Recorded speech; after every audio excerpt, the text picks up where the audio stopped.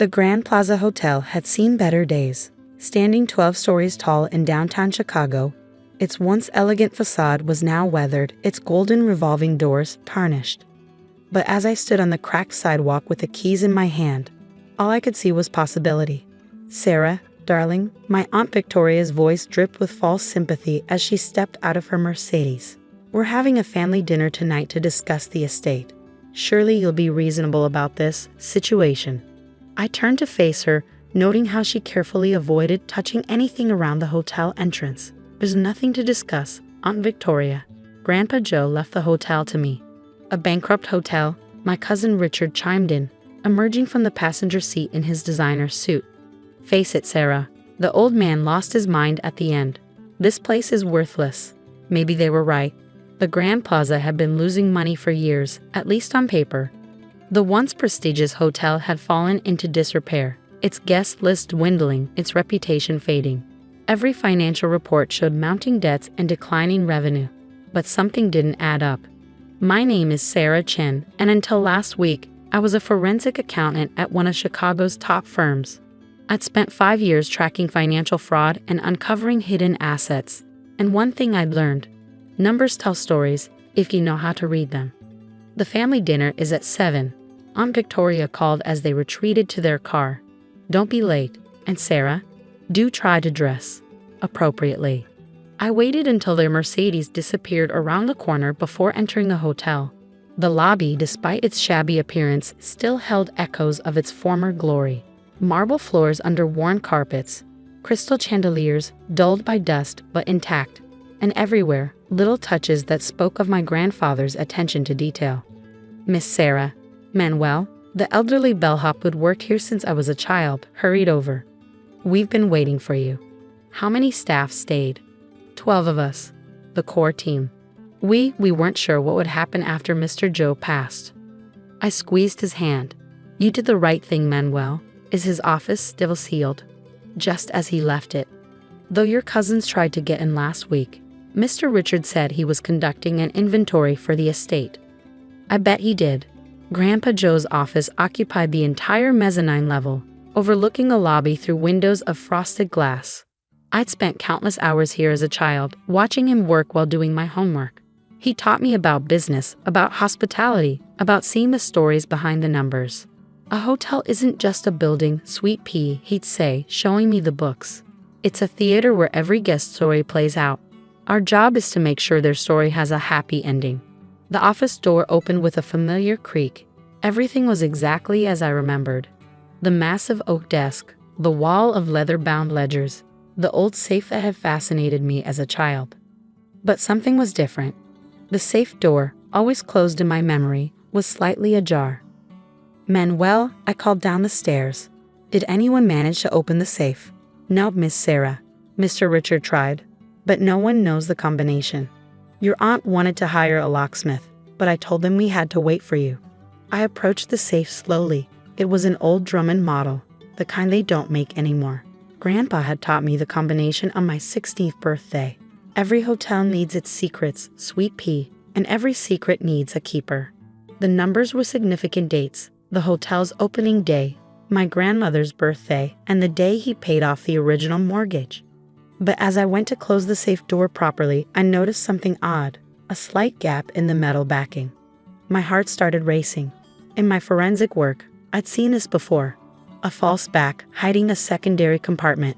Carefully, I pressed the metal panel. It clicked, then swung open. Inside was a single leather-bound book, newer than the ledgers on the wall, and a sealed envelope with my name on it. "Dear Sarah, if you're reading this, then everything has gone according to plan. You've inherited the hotel, and our family thinks it's worthless." Perfect. What they don't know, what I've kept hidden for the past 15 years, is that the Grand Plaza isn't failing. It's thriving, but not in the way they'd understand. The ledgers on the wall show what I wanted them to see. This book shows the truth. Before you open it, you need to understand why I chose you for this inheritance. You see patterns others miss. You understand that numbers are just symbols for something deeper. Most importantly, you know that true value isn't always visible on the surface. The Grand Plaza has a secret, sweet pea. One that would destroy it if the wrong people found out. That's why I needed everyone to believe it was failing. That's why I needed you, someone who would see the truth behind the numbers, to take over. Read this ledger carefully, then go to room 1207 at exactly midnight.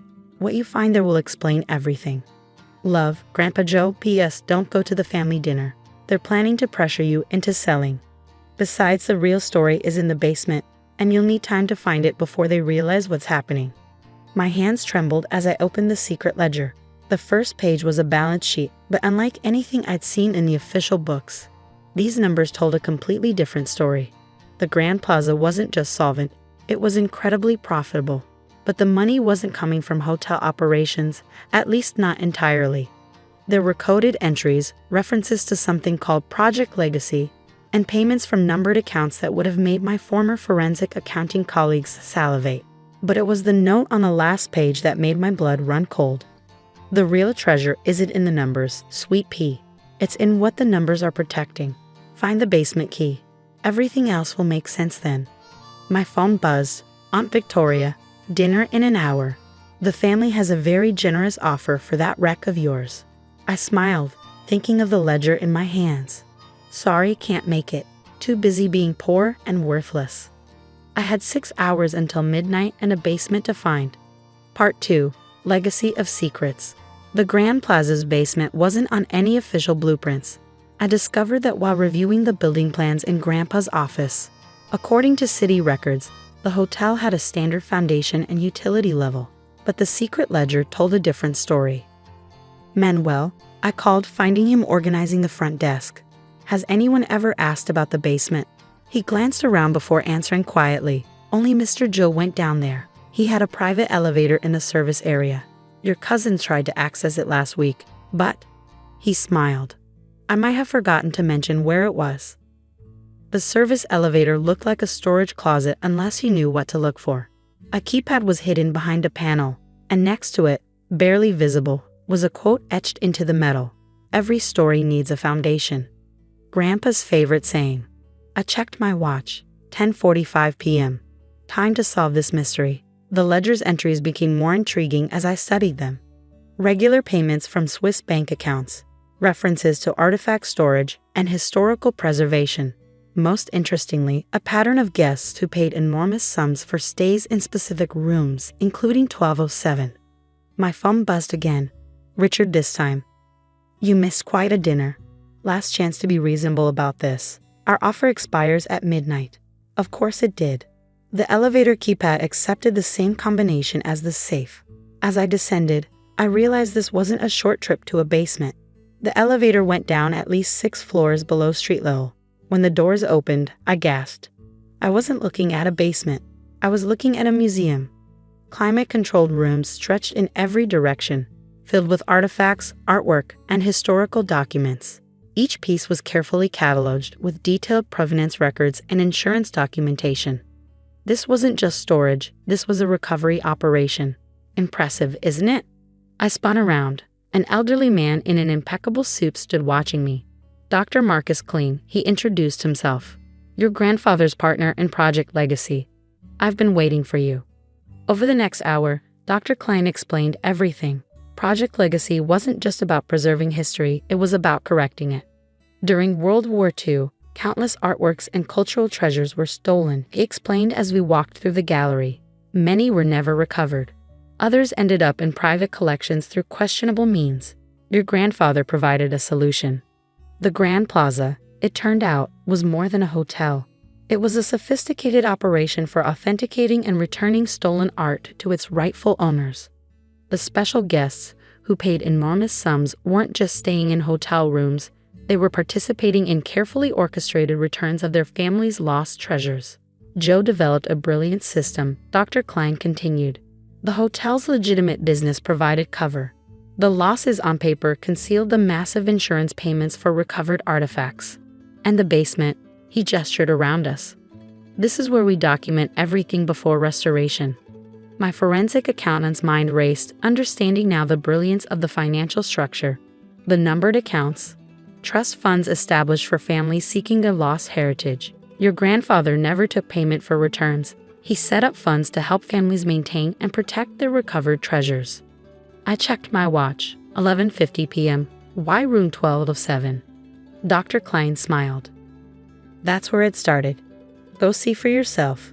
The 12th floor was the hotel's most elegant, though few guests ever saw it. Room 1207 looked like any other suite until you knew what to look for. Inside, the room was a command center disguised as luxury accommodations. Hidden panels concealed sophisticated scanning equipment. The bathroom mirror was actually a high-resolution display screen. The closet housed a small laboratory for authenticating paintings and documents. This is where we meet potential clients, Dr. Klein explained. People who've spent generations searching for their lost heritage. The room's equipment lets us verify their claims instantly. Why did Grandpa keep this secret from the family? Because your aunt and cousins would have monetized it, charged fees for returns, turned it into a business. He shook his head. This was never about money. It was about justice. My phone buzzed. Midnight. A text from Richard. Time's up. We're filing court papers in the morning to contest the will. This hotel is coming down. I smiled, thinking of the evidence in the basement. Dr. Klein, I need your help with something. The next morning, I sat calmly in the Grand Plaza's lobby as my aunt and cousins burst through the door with their lawyers. Sarah, Aunt Victoria began triumphantly. We have proof that your grandfather was mentally incompetent when he changed his will. This hotel is going to be sold and... Actually, I interrupted. We should discuss that. I gestured to where Dr. Klein waited with a team of impeccably dressed individuals. May I introduce the hotel's board of directors? Board of directors? Richard scoffed. This place is bankrupt. No, I corrected him. This place is the headquarters of the Legacy Foundation, a non-profit organization dedicated to recovering and returning stolen cultural artifacts. The hotel's losses were actually operating costs for a multi-billion-dollar recovery operation. Their faces went from triumphant to shocked as Dr. Klein presented the documentation, the foundation's real financial statements, the international awards, the letters of gratitude from families reunited with their heritage. Grandpa Joe wasn't failing, I explained. He was succeeding at something more important than profit. And now, the foundation's work will continue. Under your leadership, Dr. Klein added, as your grandfather always planned. Aunt Victoria sank into a lobby chair, her perfect composure cracking. All this time, we thought. You thought what you were supposed to think, I said gently. Grandpa needed people to underestimate this place, to protect its real mission. Over the next year, the Grand Plaza transformed, not into something new, but back into what it had always secretly been. We restored the public areas, maintaining the hotel's cover, while expanding the recovery operation. Richard surprisingly asked to help once he understood the mission. His legal skills proved valuable in navigating international art law. Aunt Victoria, after initial resistance, became one of our strongest advocates in Chicago's social circles. The foundation's work accelerated. More families reunited with their lost treasures. More stories of justice served, heritage restored, history preserved. Last month, I sat in room 1207 with an elderly woman who'd spent 50 years searching for a painting stolen from her grandparents. When our equipment confirmed its authenticity, she wept. Your grandfather did this for my family too, she told me. He said everyone deserves to know their story. The secret ledger sits in my office now, though I've added my own entries. Each one represents not just a recovery, but a family's healing. A piece of history returned to its rightful place. Manuel still greets guests in the lobby, now assisted by a new generation of staff trained to spot the subtle signs of people searching for their past. The basement museum continues to grow, each artifact telling its own story of loss and recovery. Dr. Klein retired last year, but he still consults on difficult cases. Your grandfather would be proud, he told me recently. You've taken his mission even further than he dreamed. The family still gathers for dinners, but now they happen in the hotel's renovated restaurant. The conversations are different, not about money or status, but about the lives we've helped change, the histories we've helped preserve. Last week, I found a note from Grandpa Joe that had slipped behind the safe. Written years ago, it seemed to speak directly to this moment. Sweet Pea, a hotel isn't just a building. It's a keeper of secrets, a guardian of stories. Some stories are written in ledgers, others in the artifacts we protect. But the most important story is the one we write by helping others reclaim their past. You'll write the next chapters better than I ever could. Love, Grandpa. The Grand Plaza stands proud again, its true value hidden in plain sight. To the world, it's a restored historic hotel. To those who know its secrets, it's a beacon of hope, a place where lost stories find their way home. Every morning, I walk through the basement museum before the hotel wakes up. Each artifact, each document, each piece of recovered heritage reminds me that true worth isn't measured in profit margins or property values. It's measured in the stories we protect, the histories we preserve, and the healing we help create. That's the real legacy of the Grand Plaza, and like every good story, it's still being written.